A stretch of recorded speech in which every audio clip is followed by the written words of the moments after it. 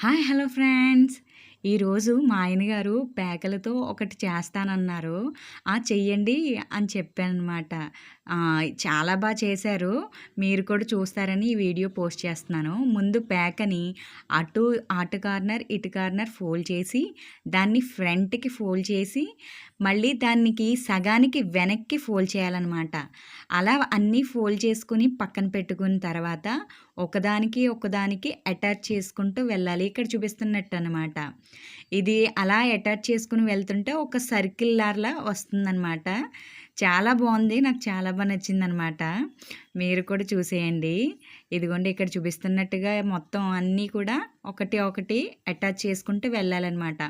ఇదిగోండి ఎంత వచ్చిందో కదా!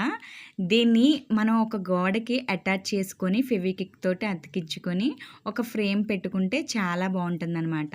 Please subscribe. థ్యాంక్